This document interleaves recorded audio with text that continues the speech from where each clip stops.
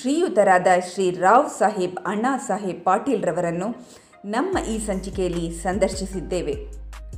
ಅದಕ್ಕೂ ಮೊದಲು ಅವರ ಬಗ್ಗೆ ಸಂಪೂರ್ಣ ಮಾಹಿತಿಯನ್ನು ಇಲ್ಲಿ ನಿಮಗೆ ಒದಗಿಸುತ್ತಿದ್ದೇವೆ. ಬನ್ನಿ ಅವರ ಬಗ್ಗೆ ತಿಳಿದುಕೊಳ್ಳೋಣ.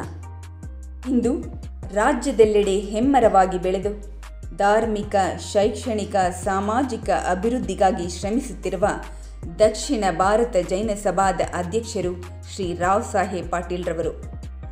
1944ರಲ್ಲಿ ಅವರ ಜನನ. ತಂದೆ ಕೀರ್ತಿಶೇಷ ಅಣ್ಣಾ ಸಾಹೇಬ್ ಮತ್ತು ತಾಯಿ ಸುಮತಿ ಅಣ್ಣಾ ಸಾಹೇಬ್ರವರು.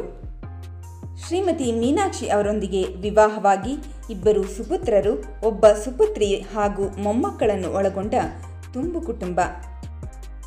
ಬಡವರ್ಗದ ಜನರ ಸ್ವಾವಲಂಬನೆಗಾಗಿ 1990ರಲ್ಲಿ ಶ್ರೀ ಅರಿಹಂತ್ ಕ್ರೆಡಿಟ್ ಸೌಹಾರ್ದ ಸಹಕಾರಿ ಲಿಮಿಟೆಡ್ ಎಂದು ಬೋರ್ಗಾವ್ನಲ್ಲಿ ಸ್ಥಾಪಿಸಿ ಈಗ ಕರ್ನಾಟಕ ರಾಜ್ಯಾದ್ಯಂತ 38 ಶಾಖೆಗಳನ್ನು ಹೊಂದಿದೆ.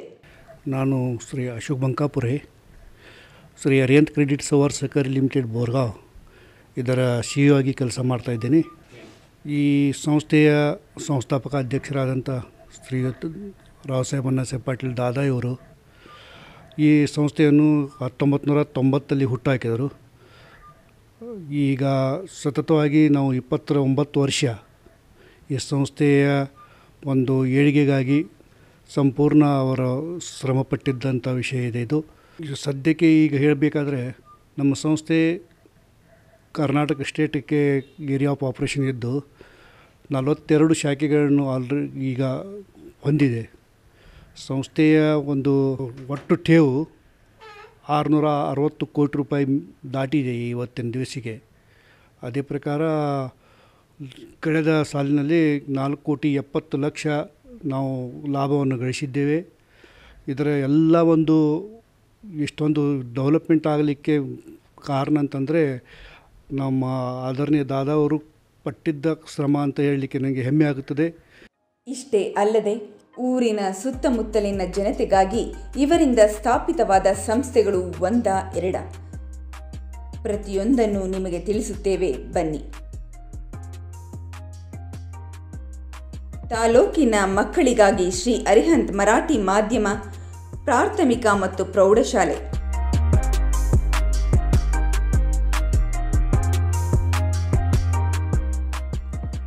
Shri R.A. Patil public school. ನಾನು principal Vijay Mahavir Magdum, Shri R.A. Patil public school ಬೋರ್ಗಾಂವ್.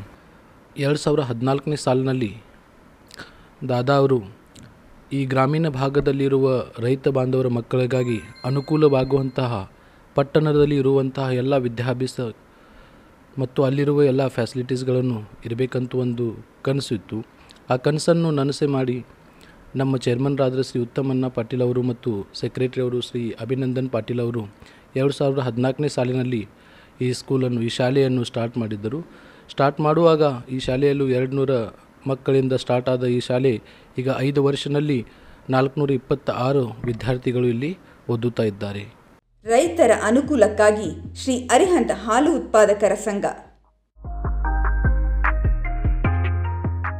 ಈಗಾಗಲೇ ನೀವು ಪ್ರಾಥಮಿಕ ಕೃಷಿ ಪತ್ತಿನ ಸಹಕಾರಿ ಸಂಘ ನಿಯಮಿತ ಬೋರ್ಗಾಂವ್ ಈ ಸಂಸ್ಥೆಗೆ ಭೇಟಿ ನೀಡಿದಿರಿ, ತಾವೆಲ್ಲ ನೋಡಿದಿರಿ. 1976ನಲ್ಲಿ ಸಹಕಾರ ರತ್ನಾದ ರಾವ್ ಸಾಹೇಬ್ ಪಾಟೀಲ್ ದಾದಾ ಇವ್ರ ನೇತೃತ್ವದೊಳಗ ಅವರೇ ಈ ಸಂಸ್ಥೆಯ ಸಂಸ್ಥಾಪಕರು. ಅವರು ಈ ಮಾಡಿದಂಥ ಸಂಸ್ಥೆಯಲ್ಲಿ ದಿನ ಈ ಸಂಸ್ಥೆ ಬೆಳ್ಕೋತ ಹೊಂಟೈತಿ. ಊರಿನ ಹೆಣ್ಣು ಮಕ್ಕಳ ಏಳಿಗೆಗಾಗಿ ಶ್ರೀ ಅರಿಹಂತ್ ಗಾರ್ಮೆಂಟ್ಸ್. ದಾದಾ ಅವ್ರ ಮಾರ್ಗದರ್ಶನ ತೆಳಗ ನಾವು ಗಾರ್ಮೆಂಟ್ ಪ್ರಾರಂಭ ಮಾಡಿದ್ದೇವೆ, ಅರಿಹಂತ್ ಗಾರ್ಮೆಂಟ್ಸ್ ಅಂತ. ಅದರಲ್ಲಿ ಸುಮಾರು 150ದಿಂದ 160 ಹೆಣ್ಮಕ್ಳಿಗೆ ಕೆಲಸ ಮಾಡ್ತಾಯಿದ್ದಾರೆ. ಮತ್ತು ಎಕ್ಸ್ಪೋರ್ಟ್ ಕ್ವಾಲಿಟಿ ಪ್ರೊಡಕ್ಷನ್ ನಾವು ಈಗಾಗಲೇ ಅಲ್ಲಿ ಮಾಡ್ತಾಯಿದ್ದೀವಿ. ಈ ಮಾಡೋ ಉದ್ದೇಶ ಅಂದರೆ ದಾದಾ ಅವರಿಗೆ ಅವ್ರದ್ದೊಂದು ಕನಸಿತ್ತು, ಹಳ್ಳಿಯಲ್ಲಿ ಹೆಣ್ಮಕ್ಳಿಗೆ ಕೆಲಸ ಸಿಗಬೇಕು, ಅವರು ಯಾರ ಮೇಲೆ ಡಿಪೆಂಡ್ ಆಗೋಲ್ದ ಅವ್ರ ಕುಟುಂಬ ಅವರ ನಡೆಸಬೇಕು.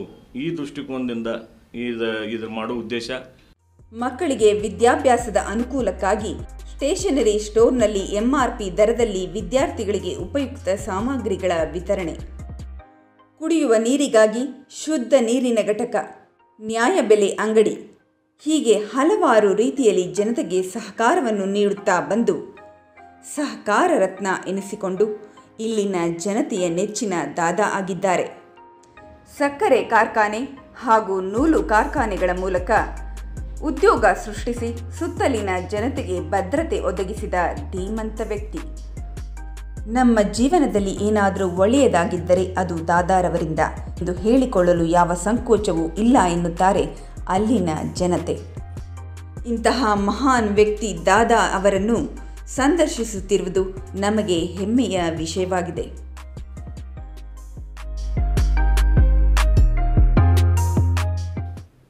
ವೀಕ್ಷಕರೇ, ಇಂದು ನಮ್ಮೊಂದಿಗಿದ್ದಾರೆ ಶ್ರೀ ರಾವ್ ಸಾಹೇಬ್ ಅಣ್ಣಾ ಸಾಹೇಬ್ ಪಾಟೀಲ್ರವರು. ಇವರು ದಕ್ಷಿಣ ಭಾರತ ಜೈನ ಸಭಾ ಅಧ್ಯಕ್ಷರಾಗಿ ಸೇವೆ ಸಲ್ಲಿಸುತ್ತಿದ್ದಾರೆ. ಇವರ ಹೆಚ್ಚಿನ ಸಾಧನೆಯ ಪಟ್ಟಿಯನ್ನು ನೀವು ಈಗಾಗಲೇ ವೀಕ್ಷಿಸಿದ್ದೀರಿ. ಕಾರ್ಯಕ್ರಮಕ್ಕೆ ಸ್ವಾಗತ ಪಾಟೀಲ್ರವರೇ. ಸರ್, ನಿಮ್ಮ ಹುಟ್ಟೂರು ಹಾಗೂ ನಿಮ್ಮ ಶಿಕ್ಷಣದ ಬಗ್ಗೆ ಒಂದಿಷ್ಟು ಮಾಹಿತಿಯನ್ನು ಕೊಡಬೇಕಾಗಿ ಕೇಳಿಕೊಳ್ತಾ ಇದ್ದೇನೆ. ನನ್ನ ಹುಟ್ಟೂರು ನಮ್ಮ ತಾಯಿಯ ತವರು ಮನೆ ಮಹಾರಾಷ್ಟ್ರದಲ್ಲಿ ಇದೆ. ಇಲ್ಲಿ ನಮ್ಮ ಬಾಜುಕ್ಕೆ ಮಾನಗಾಂವ್ ಆಗ್ತದೆ. ಅದು ನಾನು ಹುಟ್ಟಿದೆಲ್ಲ ಕೋಲ್ಹಾಪುರದಲ್ಲಿ, ಅದು ಡಿಸ್ಟ್ರಿಕ್ಟ್ ಪ್ಲೇಸ್. ಅಲ್ಲೇ ಹುಟ್ಟಿ ಅಲ್ಲೇ ಇದ್ಮೇಲೆ ನನ್ನ ಶಿಕ್ಷಣ ಕನ್ನಡದಲ್ಲೇ ಆಗಿದೆ. ಅಪ್ ಟು 10ನೇ 11, 12 ಹಿಡಿದು ಎಲ್ಲ ಕಾಲೇಜ್ ಶಿಕ್ಷಣ ನಂದು ಕೋಲ್ಹಾಪುರಕ್ಕೆ ಆಗಿದೆ. ಅಲ್ಲಿಂದ ಮುನ್ನ ಅರ್ಧಕ್ಕೆ ಒಂದು ಇಂಟರ್ಮೀಡಿಯೇಟ್ ಆಗಕ್ಕಂತಿದ್ರು. ಆ ಇಂಟರ್ಮೀಡಿಯೇಟ್ ಆಗೋಣ ನಾನು ಮನೆಗೆ ಬಂದೆ. ನಮ್ಮ ಫಾದರ್ದ ಎಲ್ಲ ಪ್ರಾಬ್ಲಮ್ ಆಯ್ತು, ಸ್ವಲ್ಪ ಹೆಲ್ತ್ ಅದವ್ರದ. ಮತ್ತು ಬರೋದು ಅನಿವಾರ್ಯ ಅಂದ್ರೆ ರೀ, ನಮ್ಮ ಫಾದರ್ 56ನೇ ವಯಸ್ಸಿನಲ್ಲಿ ಹಾರ್ಟ್ ಅಟ್ಯಾಕ್ಲಿ ತೀರ್ಕೊಳ್ಳೋಣ. ಅಷ್ಟು ಸಣ್ಣ ವಯಸ್ಸಿನಲ್ಲಿ ನನ್ನ ಮೇಲೆ ಜವಾಬ್ದಾರಿ ಬಿದ್ದ ಕಾರಣ ಎಲ್ಲ ಬಿಟ್ಟು ನನಗೆ ಇಲ್ಲಿ ಬರಬೇಕಾಯ್ತು. ನಿಮ್ಮ ರಾಜಕೀಯ ಪ್ರವೇಶ ಹೇಗಾಯಿತು? ರಾಜಕೀಯ ಅಂದರೆ ಏನು ರೀ, ಈ ಊರಳೆ ಗ್ರಾಮ ಪಂಚಾಯತ್ ಇತ್ತು. ಅಲ್ಲಿಂದ ನಾವು ಗ್ರಾಮ ಪಂಚಾಯತಿಂದ ಏನು ಪ್ರವೇಶ ಮಾಡಿದ್ದೇನೆ ರೀ. ಅಲ್ಲಿಂದ ಭಾಳ ಅಂದ್ರೆ ನಾನು ತಾಲೂಕಾ ಬೋರ್ಡ್ವರೆಗೆ ಹೋದೆ. ಅಲ್ಲಿಂದ ಮುಂದೆ ಎಲ್ಲಿ ಹೋಗಲಿಕ್ಕೆ ಪ್ರಯತ್ನ ಮಾಡಲಿ, ಯಾಕಂದ್ರೆ ರಾಜಕೀಯ ಸಬ್ಜೆಕ್ಟ್ ನಂದು ಅಲ್ಲ. ಆದ್ರೂ ಸಹಿತಪ್ಪ ಮೇಲೆ ಅವ್ರದಪ್ಪ ಈ ಗುರುತ ಇನ್ಫ್ಲೂಯೆನ್ಸಲ್ಲಿ ಇದ್ರೇನು ಸಹಿತ ನಾನು ಸ್ವತಃ ರಾಜಕೀಯದಲ್ಲಿ ಇಂಟ್ರೆಸ್ಟ್ ಇರಲಿಲ್ಲ. ಸರ್, ದಕ್ಷಿಣ ಭಾರತ ಜೈನ ಸಭಾ ಇದರ ಕಾರ್ಯವೈಖರಿ ಏನು? ದಕ್ಷಿಣ ಭಾರತ ಜೈನ ಸಭೆಯಲ್ಲಿಯೂ ಸಹಿತ ಮೇಡಮ್ ನಾನು ಅನಪೇಕ್ಷಿತ ರೀತಿಯಲ್ಲಿ ಹೋದೆ. ದಕ್ಷಿಣ ಭಾರತ ಜೈನ ಸಭೆಯಲ್ಲಿ ದಕ್ಷಿಣ ಭಾರತ ಜೈನ ಸಭೆ ಇದು ನಮ್ಮ ಜೈನ ಸಮಾಜದ ಪ್ರಾತಿನಿಧಿಕ ಸಂಸ್ಥೆ. ಈ ಸಂಸ್ಥೆ ಹುಟ್ಟಿದ್ದು 120 ವರ್ಷಗಳ ಹಿಂದೆ. ನೀವು ಬೆಳಗಾವಿಯಿಂದ ಬರುವಾಗ ನಮ್ಮ ಕ್ಷೇತ್ರ ಹತ್ತೈತಿ, ಶ್ರೀ ಕ್ಷೇತ್ರ ಸ್ತವನಿಧಿ. ಆ ಸ್ತವನಿಧಿಯಲ್ಲಿ ಇದಾಯ್ತು. ಆ ಹೇಳಿದಾಗ ಅವರು ಇಲ್ಲಿ ಮಹಾರಾಷ್ಟ್ರದಲ್ಲಿ ಮುಂಬೈ ಪ್ರಾಂತ ನಮ್ಮದಿದ್ರು. ಮುಂಬೈ ಪ್ರಾಂತದಲ್ಲಿ ಆ ಮಹಾರಾಜರ ಸಂಸ್ಥಾನದಲ್ಲಿ ಆ ಕಾಲದಲ್ಲಿ ಅವರು ಅರ್ಥಮಂತ್ರಿ ಇದ್ದರು. ಅದರ ಸಲುವಾಗಿ ಅವರು ವಿಚಾರ ಮಾಡಿದಾಗ ನಮ್ಮ ಸಮಾಜಪ್ಪ ಇನ್ನೂ ರೈತಾಪಿ ಜನ ಐತಿ, ಇವು ಮಂದಿ ಜನ ಶಿಕ್ಷಣ ಕೊಡಬೇಕು, ಇವ್ರಿಗೆ ಏನರು ಅಂತಂದು ಅಪ್ಪ ಸಮಾಜದಲ್ಲಿ ಈ ಥರ ವಾಹಿನಿಯಲ್ಲಿ ಅವ್ರನ್ನ ತರಬೇಕಪ್ಪ, ಈ ರೀತಿಯಿಂದ ಅವ್ರು ಪ್ರಯತ್ನ ಮಾಡಿ ಅಲ್ಲಿ ಹುಟ್ಟು ಹಾಕಿದ್ರು. ಆದ ನಂತರ ನಡುವಿರ್ತಾ ಇಲ್ಲಿಯವರೆಗೆ ಬಂತು. 10 ವರ್ಷ ಹಿಂದೆ ಇಲ್ಲಿ ನಮ್ಮ ಬೋರ್ಗಾಂವದಲ್ಲಿ ಅಧಿವೇಶನ ಇದೆ ದಕ್ಷಿಣ ಭಾರತ ಜೈನ ಸಭೆದು. ಆಗ ಎಲ್ಲ ಹಿರಿಯರು ಎಲ್ಲ ಯುನಾನಿಮಸ್ಲಿ ನಿರ್ಣಯ ಮಾಡಿ ಅಧ್ಯಕ್ಷ ಸ್ಥಾನ ನನಗೆ ಕೊಟ್ಟರೆ ಹೇಳಿಕ. ಅದಕ್ಕಿಂತ ಮುಂಚೆ ವೈಸ್ ಚೇರ್ಮನ್ ಕೆಲಸ ಮಾಡ್ತಿದ್ದೆ. ಅಧ್ಯಕ್ಷ ಆದ ಕೊಟ್ಟ ಮ್ಯಾಗೆ ಈಗ ನಾನು 10 ವರ್ಷ, ಈ ವರ್ಷ ನಾ ರಿಟೈರ್ ಆಗಬೇಕು 2020ಕ್ಕೂ. ಅಲ್ಲಿಂದ ಹಿಡಿದ ನಮ್ಮ ಕಾರ್ಯಕ್ಷೇತ್ರ ಅಪ್ ಟು ಪೂನಾ, ಮರಾಠವಾಡ, ಔರಂಗಾಬಾದ್, ಮಹಾರಾಷ್ಟ್ರದಲ್ಲಿ ಮರಾಠವಾಡ ಹಿಡ್ಕೊಂಡು ಕರ್ನಾಟಕದಲ್ಲಿ ಅಪ್ ಟು ಹುಬ್ಬಳ್ಳಿವರೆಗೆ ನಮ್ಮ ಶಾಖೆ ಇತ್ತು. ಸರ್, ನಿಮ್ಮ ಅರಿಯನ್ ಕ್ರೆಡಿಟ್ ಕೋಆಪರೇಟಿವ್ ಸೊಸೈಟಿ ಸ್ಥಾಪನೆ ಹೇಗಾಯಿತು? ಇಲ್ಲಿವರೆಗೆ ಎಲ್ಲ ಸಂಸ್ಥೆ ನನ್ನ ಸಂಸ್ಥೆದಾಗ ಅದು ಮೊದಲು ಪ್ರಾಥಮಿಕ ಕೃಷಿ ಪತ್ತಿನ ಸಹಕಾರ ಸಂಘ, ಆಮೇಲೆ ಭಗವಾನ್ ಮಹಾವೀರರ 25ನೇ ನಿರ್ವಾಣ ಮಹೋತ್ಸವ ನಿಮಿತ್ತ ನಾವು ವರ್ಧಮಾನ ಹಾಲಿನ ಡೇರಿ ಶಂಕುಸ್ಥಾಪನೆ ಮಾಡಿದ್ವಿ. ಅಲ್ಲಿಂದ ಇಲ್ಲಿವರೆಗೆ ಅವ್ಯಾತವಾಗಿ ಒಳ್ಳೆಯ ರೀತಿಯಿಂದಪ್ಪ 4ರಿಂದ ಭಾಳ ನಾವು ಬೆಳೆಸಿಲ್ಲ. ನಮ್ಮ ಈ ಸಿಟಿಗೆ ಎಷ್ಟು ಬೇಕು 4ರಿಂದ 5,000 ಟನ್, ಈಗ 5,000 ಲೀಟರ್ ಕಲೆಕ್ಟ್ ಮಾಡ್ತೇವೆ. ಇಲ್ಲಿ ಊರಂದು ರಿಕ್ವೇರ್ ಆಗುತ್ತೆ, ಬಾಕಿದೆಲ್ಲ ಮಹಾರಾಷ್ಟ್ರ ಗೋಕುಳ ಕಳಿಸ್ಕೊಡ್ತೇವೆ ಹಾಲು. ಈ ರೀತಿಯಿಂದ ಅಲ್ಲಿಂದ ಬಂದು ಇದು 1990ರಲ್ಲಿ ಆರ್ಥಿಕ ಅಡಚಣೆ ರೈತರಿಗೆ ಯಾವುದೇ ರೀತಿಯಿಂದಪ್ಪ ಬರಬಾರ್ದು. ಯಾಕಂದರೆ PKPSದಲ್ಲಿ ನಮ್ಮ ಕ್ಷೇತ್ರ ಎಷ್ಟೈತಿ ಅದ್ರ ಮ್ಯಾಗ ಪತ್ತು ಮಂಜೂರು ಮಾಡ್ತಾರೆ. ಪತ್ತಂದ್ರೆ ನಮ್ದು ಇದು ಏನದೇ ಆ ಪ್ರಕಾರ ಅವ್ರು ಲೋನ್ ಕೊಡ್ತಾರೆ. ಆದರೆ ಇಲ್ಲಿ ಅದು ವ್ಯವಸ್ಥೆ ಇಲ್ಲಿ ಅವ್ರಲ್ಲ ಅರಿಯಂತ ಕ್ರೆಡಿಟ್ದಾಗ ಅದ್ರ ಸಲುವಾಗಿ ಇದಕ್ಕೆ ನಾವು ಜನ್ಮ ಹಾಕಿದ್ವಿ. ಆದರೆ ನಮ್ಮದು ಅಪೇಕ್ಷೆ ಇಲ್ಲ, ಅಷ್ಟು ದೊಡ್ಡ ಪ್ರಮಾಣದಾಗ ಈ ಸಂಸ್ಥೆ ಇಂದು ಬೆಳೀತು. ಎಲ್ಲರಿಗೆ ಸಮಾಧಾನ ರೀತಿ ಅಂದರೆ ನಾನು ಆ ವಿಷಯದಲ್ಲಿ ಏನೇನು ಮಾಡಿನೋ ಎಲ್ಲಿಯೂ ನನಗೆ ಅಪೇಕ್ಷೆ ಅನ್ನೋದು ಬರಲಿಲ್ಲ. ಅದು ಏನು ದೇವ್ರ ಇಚ್ಛೆ ಇರಬೇಕು, ಏನು ಇಚ್ಛೆ ಇರಬೇಕು. ನಾ ಭಾಳ ಕಡಿಮೆ ವಯಸ್ಸಿನಲ್ಲಿ ನಮ್ಮ ತಂದೆ ವಯಸ್ಸಿನ 56ನೇ ವರ್ಷಕ್ಕೆ ಅಟ್ಯಾಕ್ಲಿ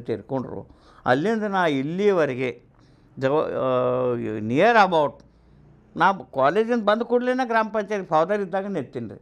ಇದು ನನ್ನ ಜೀವನದ ಸಾರ್ವಜನಿಕ ಜೀವನದ ಇದು 52ನೇ ವರ್ಷ, ಇದು ರನ್ನಿಂಗ್ 52. ಎಲ್ಲ ಚೀಫ್ ಮಿನಿಸ್ಟರ್ ಹಿಡ್ಕೊಂಡು ಎಷ್ಟೆಟ್ಟು MLA ಏನಿದ್ದಾರೆ ಎಲ್ಲ ಇದ್ದಾರೋ, ನಾ ಎಲ್ಲಿ ಎಲ್ಲ ಅಗದಿ ಗೌರವದಿಂದ ಎಲ್ಲರೂ ನಾನು ನೋಡ್ತಾರೆ ಕರ್ನಾಟಕದಲ್ಲಿ.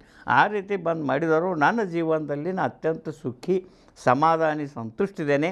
ಸರ್, ನಿಮ್ಮ ಇಷ್ಟೆಲ್ಲ ಸಾಧನೆಯ ಹಿಂದಿರುವ ಶಕ್ತಿ ಯಾವುದು, ವ್ಯಕ್ತಿ ಯಾರು? ಇವರೇ ನಮ್ಮ ಗಾಡ್ ಫಾದರ್. ಆದರೆ ಸಾರ್ವಜನಿಕ ಜೀವನದಲ್ಲಿ ನಾನು ಅನೇಕ ಆಜಾರಿ ರೋಗ ಇದ್ರೂ ಸಹಿತ ಒಂದು ವಿಲ್ ಪವರ್ ಮ್ಯಾಗ ನಾ ಇಲ್ಲಿವರೆಗೆ ಬಂದೆ. ನಾ ಅನೇಕ ಆ ಕಡೆ ಈ ಕಡೆ ದೇವರು, ಸ್ವಾಮೀಜಿ, ಮಠಾಧಿಪತಿ ಕಡೆ ಹೋಗ್ತೀನಿ ಸರ್. ಆದರೆ ಯಾವಾಗ ಆಗದೆ ನಂಗೆ ಒಂದು ಇದು ಬರ್ತೈತಿ, ಆದಾಗ ಏನಂತ ನನಗೆ ಗೊತ್ತಿಲ್ಲ. ನಾ ನಮ್ಮ ಜೈನ ಸಮಾಜದ ಶಕ್ತಿ ದೇವತೆ ಅಂತ ನಾ ಮನಸ್ಸಿದ್ದೇನು. ಆ 3 ದೇವತೆಗಳಿಗೂ ಉಡಿತು ಪದ್ಮಾವತಿ, ಜ್ವಾಲಾಮಾಲಿನಿ, ಕುಷ್ಮಾಂಡಿನಿ. ಇದು ಮಾಡಿ ಯಾರ್ಯಾಕೆ ಚಾರುಕೀರ್ತಿ ಮಹಾರಾಜರ ಹತ್ರ ಒಂದು 5-10 ಮಿನಿಟ್ ಕೂತ್ರೆ ಒಂದು ವರ್ಷದ ಎನರ್ಜಿ ನಂಗೆ ಅಲ್ಲಿ ಬರ್ತೀವಿ. ನಾ ಮೊನ್ನೆ ಎರನಾಳು ತೊಗೊಳಂಗಿಲ್ಲ, ಆದ್ರೂ ಚಾರುಕೀರ್ತಿ ಮಹಾರಾಜರ ಇದು ನೀ ರಾವ್ ಸಾಹೇಬ್ ಗೌರವಾಧ್ಯಕ್ಷ ಆಗಲೇಬೇಕು, ನೀ ಏನು ಮಾಡಬೇಡ ಕೂತಿರಪ್ಪ ಅಂತಂದ್ರೆ ಭೀ ಅದು ಹೇಳಿ ಆ ಮಹಾರಾಜರ ಆದರ್ಶನ ಶಿರ್ಸಾವಂದಿ ಮಾಡಿ ಸ್ವೀಕಾರ ಮಾಡಿದ್ರೆ ಯಾರು ಏನು ಹೇಳಿದ್ರೆ ನಾ ಕೇಳಾಗ್ತೇನೆ. ಅದು ನನ್ನ ವಂದನೀಯ ಅಗದಿ ಆದರ್ಶ. ನಾ ಅಪ್ಪ ಯಾರು ನಂಬಿದೆ ನಮ್ಮ ಧಾರ್ಮಿಕ ಕ್ಷೇತ್ರದಾಗ ಅಂದ್ರೆ ಒಂದು ಚಾರುಕೀರ್ತಿ ಭಟ್ಟಾರಕ. ರಾಜಕೀಯದಾಗ ನೀವು ಯಾರು ಅಂದ್ರೆ ಯಾರಿಗೂ ಮಾನಸಿಲ್ಲ ಇನ್ನೂವರೆಗೆ. Only on Ramakrishna Hegde. ಈ 2 ವ್ಯಕ್ತಿಗಳು ನನ್ನ ಜೀವನದ ಆದರ್ಶ. Godfather is my father, is my godfather. ಇದೇನೈತಿ ಅದೇ ಐತಿ. ಈ ಎಲ್ಲ ಆಜಾರಿ ಇದೆಲ್ಲ ಕಿಟಕಿಟಿ ದಿನಾನ 13-14 ಟ್ಯಾಬ್ಲೆಟ್ಸ್ ಇತ್ತೇನೆ ಮೇಡಮ್. ಇದೆಲ್ಲ ಕೂಡಿ ಪ್ರಕೃತಿ ಇಲ್ಲಿವರೆಗೆ ಇರಲಿಕ್ಕೆ ಬರಲಿಕ್ಕೆ ಕಾರಣ ಅಂದರೆ ಟೋಟಲಿ ನಾನು ಧರ್ಮಪತ್ನಿದ ಕಾರಣ, ಅನ್ಯಥಾ ಬೇರೆ. ನಿಮ್ಮ ಶ್ರೀಮತಿಯನ್ನು ನೀವು ನೆನೆಸ್ಕೊಂಡಂತೆ ಅವರು ನಿಮ್ಮ ಬಗ್ಗೆ ಏನು ಹೇಳಿದ್ದಾರೆ ತಿಳಿದುಕೊಳ್ಳೋಣ ಬನ್ನಿ ದಾದಾ ಅವರೇ. ನಮ್ಮ ಯಜಮಾನರು ತುಂಬ ಸಹಕಾರಿ ಕ್ಷೇತ್ರದಲ್ಲಿ ಕೆಲಸ ಮಾಡೋರು. ಆದರೆ ನಾ ಬಂದಾಗ ಅವರು ಕೆಲಸ ಮಾಡ್ತಿದ್ದರು, ಇದೇ ಖುಷಿ ಪಡೆಯೋದು. ಆದ ನಂತರ ಈ ಬಸ್ತಿ ಕಾರ್ಯದಾಗ ಅವರು ಸಹ ಭಾಗವಹಿಸ್ಕೊಂಡ್ರು. ಬಸ್ತಿನೂ ಕಟ್ಟಕ್ಕೆ ಅವ್ರು ಹೆಚ್ಚು ಅವರೇ ಇದು ಮುಂದಾಗಿ ಆ ಬಸ್ತಿ ಕಟ್ಟಿಸಿದ್ದಾರೆ. ಇದಕ್ಕೂ ಹೆಚ್ಚು ಹೇಳಿ ಅವ್ರ ಜೀವನದಾಗ ತುಂಬ ಖುಷಿ ಇದೆ. ಆದ್ರೆ ಅವರು ಭಾಳಷ್ಟು ಮಂದಿ ಸಲುವಾಗಿ ಅವ್ರದ್ದೆಲ್ಲ ತಮ್ಮದು ಇದು ಸಮರ್ಪಣೆ ಮಾಡ್ಯಾರ ಅಂದ್ರೂ ಏನು ಅಡ್ಡಿಲ್ಲ. ಅಷ್ಟು ಅವರೆಲ್ಲ ಮಂದಿ ಸಲುವಾಗಿ ಕೆಲಸ ಮಾಡ್ಯಾರ. ಇನ್ನೂ ತನಕ ಅವ್ರ ಮನೆದ ಬಾಜುಕಿಟ್ಟಾರ, ಆದ್ರೆ ಮಂದೇದ ಕೆಲಸ ಪೈಲ ಮಾಡ್ಕೋತವ್ರ. ಇನ್ನೂ ತನಕ ಅದ ಇದು ಮಾಡ್ಕೋತ ಬಂದಾರು. ಹಂಗೆ ಮುಂದೆ ನಡಿಬೇಕು. ಇದನ್ನು ಈಶ್ವರ ಚರಣಿ ಪ್ರಾರ್ಥನಾ ಮಾಡ್ತೇನೆ, ಜಿನೇಂದ್ರ ಚರಣಿ ಇದೇ ಕೇಳ್ಕೊತೀನಿ. ಮತ್ತು ಅವ್ರ ಬಗ್ಗೆ ಹೇಳೋದಂದ್ರೆ ನಂಗೆ ಅಷ್ಟು ನನ್ನ ತುತ್ತಲ್ಲ. ಆದ್ರೂ ನನ್ನ ಜೀವನದಾಗ ನಾ ಏನು ನೋಡಿದ್ದೇನೆ ಅದು ನಿಮಗೆ ನಾ ಹೇಳ್ತೀನಿ. ನಿಮ್ಮನ್ನು ಗೌರವಿಸುವ ವ್ಯಕ್ತಿಗಳು ನಿಮ್ಮ ಬಗ್ಗೆ ಏನು ಹೇಳಿದ್ದಾರೆ ನೋಡೋಣ ಬನ್ನಿ. ನಮ್ಮ ಅತ್ತೆಯವರು ಹೇಳಿದ ಹಾಗೆ ಅವ್ರ ಮೊದಲಿನ ಜೀವನ ಬಗ್ಗೆ ನಾವೇನೂ ನೋಡಿಲ್ಲ, ಆದರೆ ಅವ್ರ ಬಾಯಿಲಿಂದ ದಿನಾಲೂ ಕೇಳ್ತಾ ಇರ್ತೀವಿ.